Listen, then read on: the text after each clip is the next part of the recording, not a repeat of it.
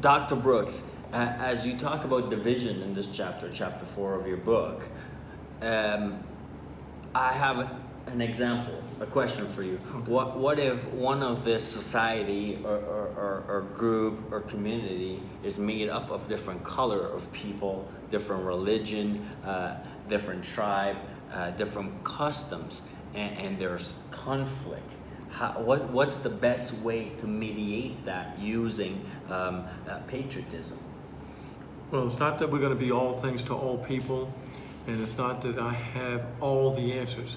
But on this particular section, in that particular question, it's typically called, it's a real dirty word and nobody talks about it anymore. It's called prejudice. Okay. And we have prejudices Mm-hmm. because we don't understand. We fear the unknown. Okay. Dr. Halal, I would only suggest, that within any two people groups Yes. that live in the same country, Yes. regardless of the difference Yes. or the division, Yes.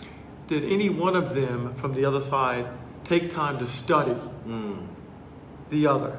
Or did the other take time to study this one to understand, why do I not like them? Yeah. Why am I prejudiced against them? Mm-hmm. What makes them so different from me? Why does it make me angry? Why do I not believe they should have the same rights as I have? Right. Well, these are hard questions, but we don't want to answer those questions because we'd rather take the path of least resistance. I know I've done that in the past, but no longer.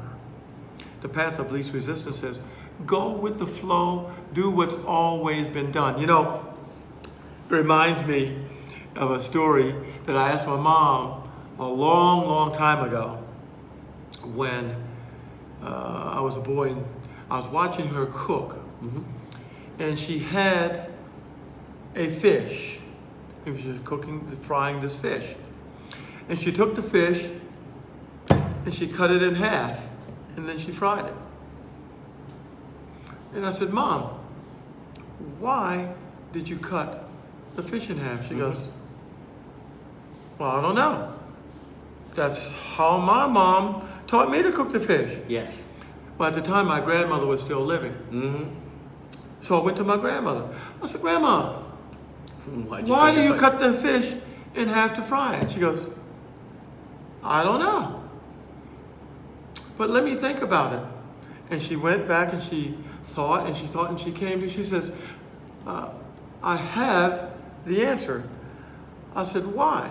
She said, because that's the only size pan I had. I had to cut it. Yeah, yeah. So you see, we were bringing all of something from way back, Yeah. that they had a small frying Yeah, pan, yeah. so they couldn't cook the whole fish. Right.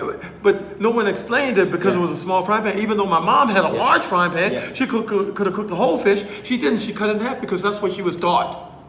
Wow. We're taught to be prejudiced. We're taught not to like something, or we're taught not to question what's always been done. Wow. That's powerful. And So- now that example is doing your mom a disservice because she has to spend double the time. She has to spend double the time or waste half a fish. Yeah. And your grandmother didn't have the resources. Wow. And so the answer to this is start to question why. Why? Start to say, why not? Robert Kennedy says, some men see things as they are and ask why. I dream things that were never there and ask why not. Wow. In other words, the why is the fish, hey, just keep going. Just cut it in half. The why not is, I need to know why not that fish cannot be fried whole. Wow. Why not did my mother cut it in half or did not fry it whole? Why not did I not accept my neighbor who's a different color than me, who's a different culture than me, who drives a different car than I do, or walks differently, or sounds differently, or wears their hair differently? Why not? And when we start to break these barriers down, intrinsically, that means deep down inside, way down in here, we start to become patriotic, see, patriotic is not something that we label ourselves. It's not about a label. Please, if that's what you're getting from this book, if that's what you're getting from this video series. Don't do that. We're not putting labels anymore on anyone. Wow. It just came to me. Please do not label. It's a lifestyle. It's who we are becoming. It's a living document. You see, being patriotic today, I'll be even more patriotic tomorrow, and the next day, and the next day, and the next day. That's the fix to this, because as I become more and more patriotic, as I become more and more in love with myself, Yes. in love with my family, in love with my tribe, in love with my country, and my community, then the world around me becomes a more beautiful place. Wow. And I want to protect it. And I'll die for her. Wow. And in different countries, different cultures, politics play a huge role. Religion play a huge role. What method do you suggest to keep the peace? The method to keep the peace is to know who you are. Is to know who you are. Who you are individually and who you are within the system. For if I know the answer to that, what do you mean, who am I? What am I contributing? What am I not contributing? What am I supposed to contribute? Am I on target with that? Yes. Is my family on target with that? What's the government doing? What are they supposed to contribute? What are they not contributing? What are they supposed to contribute? And everybody has an assignment. I think you said it best in a private meeting that we had. Everybody needs to know what their lane is. They have to stay in their own lane. They have to stay in their own set of procedures, their own protocols. Yes. I believe you said, Dr. Halal, in one of your white papers that you wrote on some subjects. And that's true. That's the answer, how we maintain peace, is knowing what my assignment is. If I step over into trying to be a publisher, we're going to have some disjointed issues.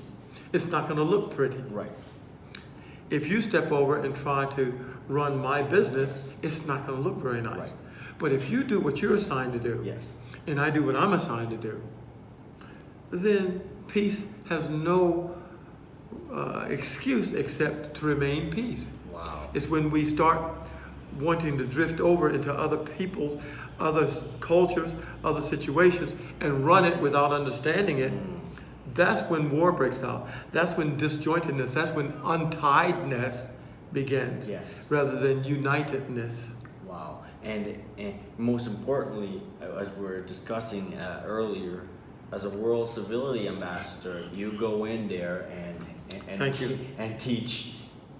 It's all about civility. What is civility? Civility is respecting one another. Rights, privileges, doctrines, precepts, concepts. I don't have to agree with them. I don't have to subscribe to them. I don't have to practice them. But I must respect them. Wow. And that's under the I Change Nations banner, which you're a part of, I'm a part of. It's the World Civility Doctrine. What race are we a member of? I'm not a member of any race except one. The human race. Human beings. Wow. The human race. That's the only race. I'm not white. I'm not black. I'm not Asian. I'm not Hispanic. I am human. Yes. And once we decide that, then we're all brothers and sisters. And I don't want to fight my brother or my sister. Now I want to protect you.